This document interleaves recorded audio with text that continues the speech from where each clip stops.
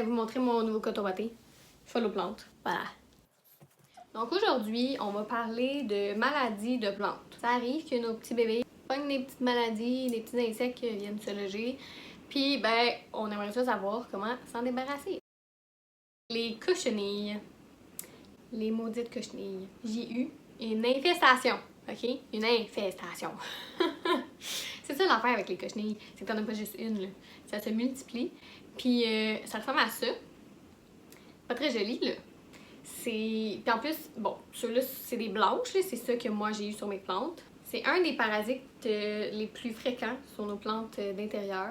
Fait que soyez pas surpris si vous en avez, mais là, vous allez savoir comment vous en débarrasser! Merci Myriam, ça fait plaisir. Donc, c'est un parasite qui s'attache aux feuilles et aux tiges, puis souvent, ça peut prendre du temps avant qu'on les voit, parce qu'ils se cachent, les petites coquines, ils se cachent en dessous des feuilles, tu sais. Comme les poux un peu, ils se cachent derrière nos oreilles, là. Bon, c'est ça. Il y en a des blanches et il y en a à carapace brune. Moi, ceux que j'ai eu, c'était les blanches, mais j'en ai trouvé aussi parmi eux des petites brunes. Ce qu'il y a de particulier avec les cochenilles farineuses, ils vont faire une petite toile comme un peu farineuse ou une toile d'araignée. Une toile d'araignée. Pour protéger le ref. Le fait d'avoir un milieu humide, ça aide pas à se débarrasser des cochenilles. À la fin du printemps, début automne, quand c'est vraiment humide, c'est un milieu propice et ils aiment ça. Et attention! Ah, bon, 2 lumières qui viennent de péter. Bon, on va aller régler le problème. Le problème n'est pas réglé. Bon, j'espère que vous voyez quand même bien. OK. Là, ce qui est important avec les cochenilles, il faut rapidement s'en débarrasser parce que ça met en danger toutes vos plantes. Là, on est dans le thème de la quarantaine. On va continuer là-dedans. Les cochenilles, tu les mets en quarantaine. Voilà. Bon. Comment s'en débarrasser? Bien, premièrement, le plus vite possible, quand tu t'en rends compte, tu les mets en quarantaine, tu les isoles de tes autres plantes. Bien inspecter toutes tes plantes pour vraiment voir lesquelles ont été touchées. Moi, ce que je fais, je prends de l'alcool 70%, c'est encore mieux si tu as de la 90%. Puis tu peux prendre un petit cure-dent. Tu vas vraiment enlever toutes les cochenilles avec ça. Fait que c'est un travail minutieux et qui demande de la patience, mais de toute façon, là, hein, on a le temps. Mais même à ça, peu importe quand ça arrive, faut que tu le fasses. Faut que tu fasses le ménage puis que tu les élimines. Sinon, on peut changer le terreau si on voit que c'est infesté vraiment beaucoup.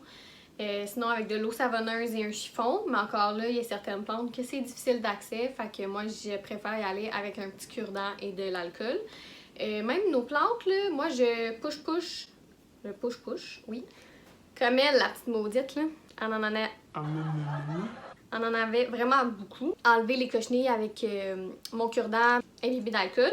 Puis là, après même, là, tu pushes de l'alcool directement dessus. Ça va pas la tuer, heureusement. Ça va même la sauver. Et non! Ça va bien. Fait qu'alcool, push. Bon, je pense qu'on a fait le tour avec les cochenilles. L'important, on les isole, on les enlève, puis on regarde à chaque semaine pour voir s'il en reste toujours. Les amis, il pleut puis il neige en ce moment. Bon. Ensuite, on m'écrit souvent pour me dire « Ah, mes feuilles sont toutes brûlées, comment ça, blablabla. » Ça peut être pour plusieurs raisons, soit une trop grande exposition au soleil direct, fait que ça a brûlé ta plante. C'est sûr aussi quand il y a une grosse transition dehors de hiver-été, puis que là le soleil est super intense sur ta plante, mais ça se peut que graduellement tu doives la placer au soleil pour pas lui faire un trop gros choc. Et une autre des raisons pourrait être trop d'engrais ou un engrais trop concentré qui viendrait brûler le bout des feuilles. Une autre raison, ça serait un arrosage trop chloré ou pollué. Donc on peut utiliser de l'eau de pluie dans ce cas-là. Fait que c'est une eau qui est très bonne pour vos plantes. Si votre plante, vous voyez qu'il y a des brûlures, peut-être pas la mettre directement au soleil aux heures les plus chaudes. Souvent, midi, 1h, même nous, quand on va dehors se faire bronzer, ben, c'est les heures qu'il faut le plus se protéger, mais c'est la même chose pour vos plantes. Toujours placer la plante dans une place aérée, puis respecter le dosage pour l'engrais qui est indiqué pour chacune des plantes. Et finalement, arroser avec une eau minérale. Fait que si vous suivez ces conseils-là, ça risque de bien aller. Sinon, ben, écrivez-moi, on va essayer de trouver une solution ensemble. Puis surtout, ça peut sembler évident pour certains, mais ça l'est pas pour d'autres. Si vous vaporisez vos plantes là, avec un push-push d'eau, faites-le pas quand il y a du soleil parce que là, ça va faire comme un effet de loupe et brûler votre plante. Fait que c'est comme un jardin, tu l'arroses, il y en a beaucoup qui arrosent leur jardin le soir ou très tôt le matin pour pas que le soleil direct ait brûlé et fasse un effet loupe là, sur l'eau. Une autre catégorie de maladies ou de problèmes chez les plantes, c'est les brunissements de feuilles. Les raisons, ça peut être un coup de froid, une brûlure, un excès d'arrosage ou un substrat qui est trop tassé, un substrat qui est mal aéré. D'où l'importance d'avoir un substrat adapté à ta plante. Pour le brunissement du feuillage, on peut régler ça en vaporisant sur les feuilles un peu d'eau, encore là au minéral, ou on peut avoir besoin de la rempoter, donc de changer le terreau. Un autre problème fréquent chez nos plantes, les mouches. Les petites mouches noires là, qui s'appellent aussi des cyarides.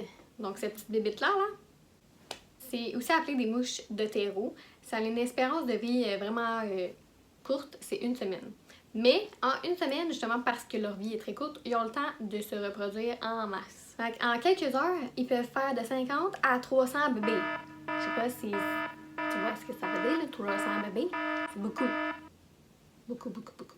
Les femelles sont attirées par les milieux humides pour aller déposer leurs œufs. Ils viennent déposer des œufs près de la racine de ta plante. Alors les semis, les petites cultures en pot, les endroits humides, c'est vraiment un milieu que les petites mouches adorent. Le danger surtout des mouches, là, ben, premièrement, sont désagréables, mais c'est plus que les œufs, les larves vont aller se nourrir des racines de ta plante. Fait que c'est plus ça qui est dommageable. Alors, comment régler le problème? C'est sûr qu'en prévention, il y a déjà des choses à faire, comme ne pas trop arroser ta plante. Vraiment s'assurer qu'entre chacun des arrosages, la terre est bien sec. Surtout pour les plantes grasses, les succulentes, cactus, c'est déjà quelque chose de super important à respecter, sinon ben, ta plante elle va mourir. S'il y a une secoupe en dessous et que vous l'arrosez, ben videz la secoupe qui est remplie d'eau pour pas qu'il y ait d'eau stagnante puis que ça favorise les petites mouches. Sinon, en prévention, il y en a certains aussi qui mettent soit du sable, des petites roches ou un petit paillis sur le dessus de la terre. Comme ça va empêcher les mouches d'aller pondre leur œuf sur la terre. Moi, j'en ai eu une coupe de petites mouches comme ça.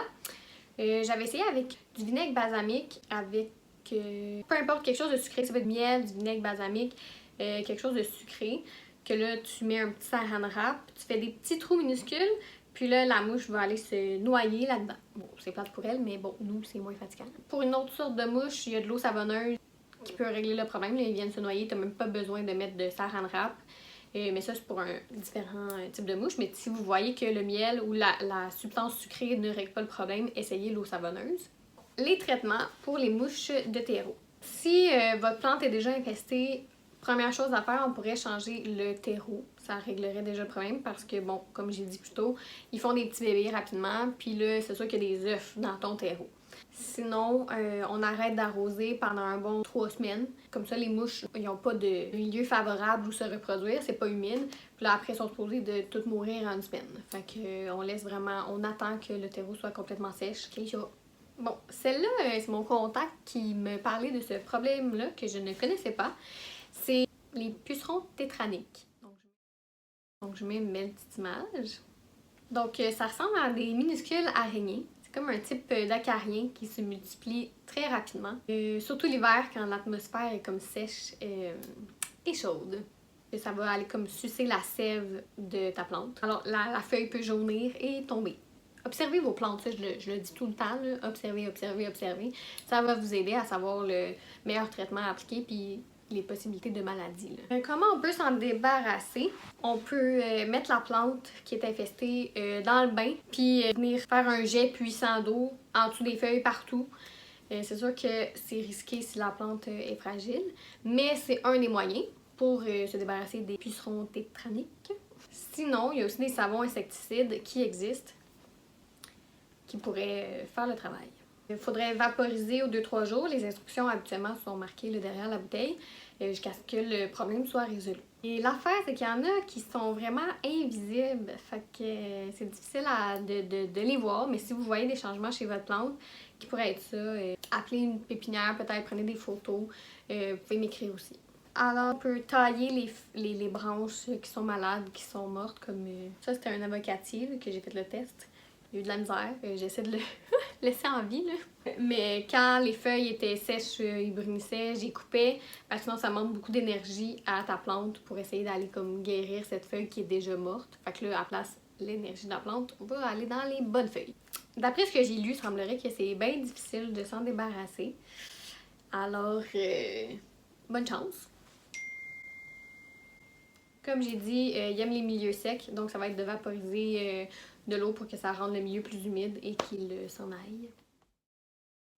Une autre problématique, ça pourrait être les escargots et les limaces. Ils aiment se réfugier en dessous des feuilles ou dans le paillis, donc pour leur enlever cette cachette-là. Fait qu'on peut mettre du sable sur le paillis ou des coquilles d'œufs pour les empêcher de ramper. Sinon, si vous avez ça, c'est quand même plus facile à voir. Fait que vous pouvez aller lire un peu plus là-dessus sur Internet si vous voyez qu'une de vos plantes a des limaces ou des escargots. Parlons maintenant de maladies fongiques. Qu'est-ce que c'est cette bébête-là? C'est une maladie causée par un champignon ou un certain parasite que je ne suis pas capable de nommer. Mais voici des images de ce que pourrait ressembler une maladie fongique.